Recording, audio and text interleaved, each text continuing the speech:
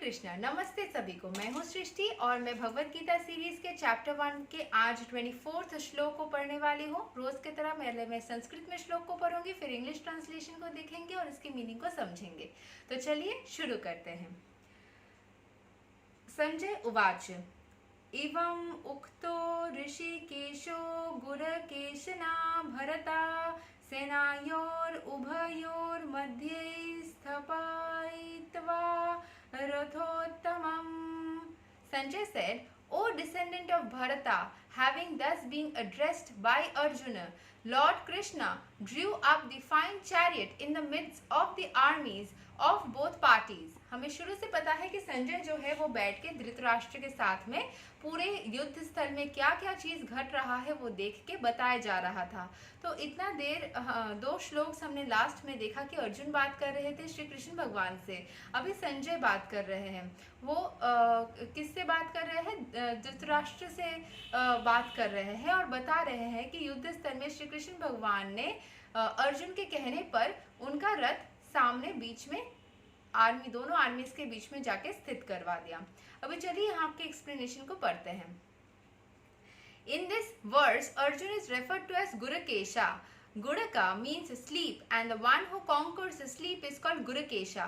Sleep also means ignorance. मतलब अर्जुन को गुरकेशा यानी कि जो स्लीप को, यानी कि स्लीप मतलब निद्रा, निद्रा मतलब ज्ञान निद्रा। यहाँ पे निद्रा का अर्थ है ज्ञान निद्रा, यानी कि आपके पास इंटेलिजेंस नहीं है, इग्नोरेंट है आप। इंटेलिजेंस सिर्फ रहने से नहीं होता है, चीज़ों के बारे में पता होना, नॉलेजेबल होना भी बहुत ज़रूरी होता है, तभी आप अपने बुद्धि का इस्तेमाल कर पाएंगे जो भी आपके पास इंफॉर्मेशन है उसके साथ में मिला करके। तो यहाँ पे बोला जा रहा है कि अर्जुन ने इग्नोरेंस यानी कि मूर्खता के ऊपर विजय प्राप्त किया है और इसीलिए वो मूर्खता को, अज्ञानता को यहाँ पे निद्रा के साथ में तुलना की गई है, इसीलिए उसको बोला जा रहा है गुरकेशा। गुरकेशा यानी कि जो निद्रा के ऊपर विजय प्राप्त कर चुका है, जो कि निद्रा रूपी अज्ञानता के ऊपर विजय प्राप्त कर चुका है।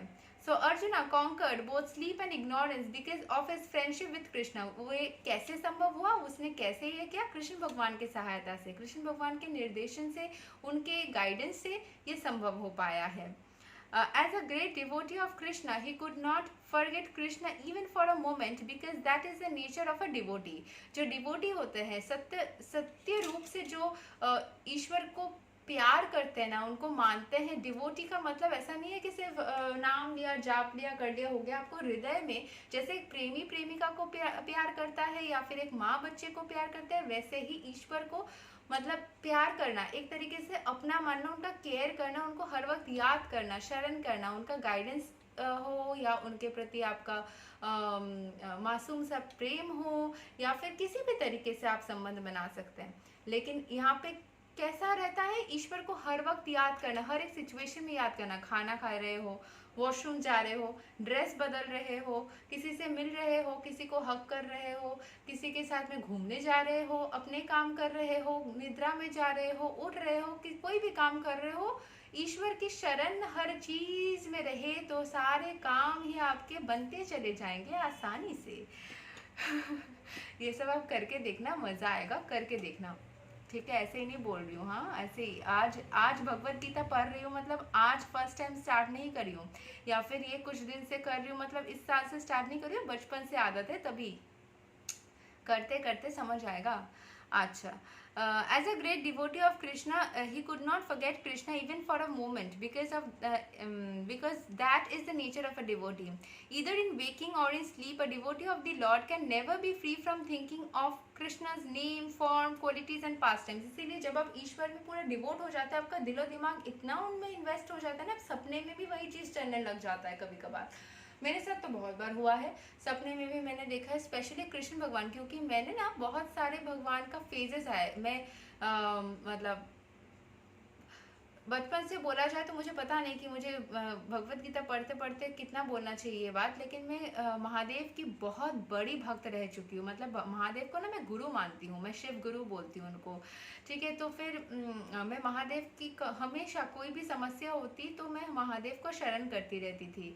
लेकिन कहीं ना मुझे लगता था कि जैसे कोई एक ऐसे बांग्ला में बोला जाता है, राखे होरी मारे के, यानी कि हरि जिसको बचाए तो कौन उसको मारे।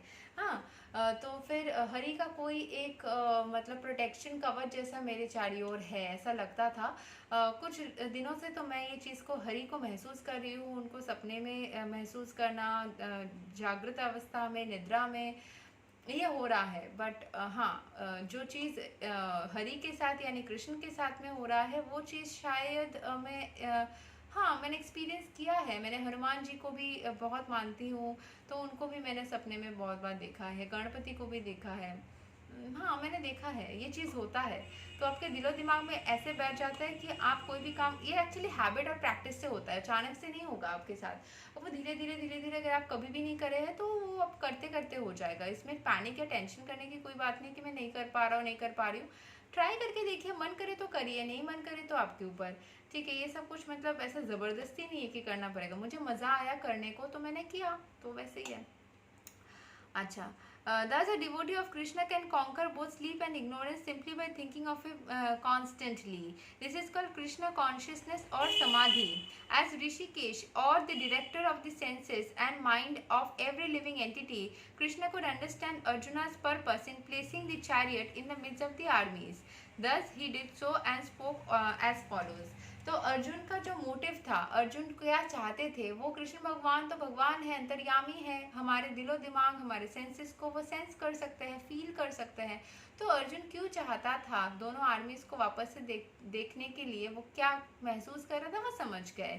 इसीलिए अर्जुन को बिना किसी प्रश्न को करते हुए, वो मानते हुए अर्जुन के इच्छा को उन्होंने पूरा किया और दोनों आर्मीज के बीच में जाके रथ को स्थित कर दिया। आज हम 24 श्लोक को यहाँ तक पढ़ते हैं। नेक्स्ट डे हम 25 श्लोक को पढ़ेंगे। तब तक के लिए हरे कृष्णा।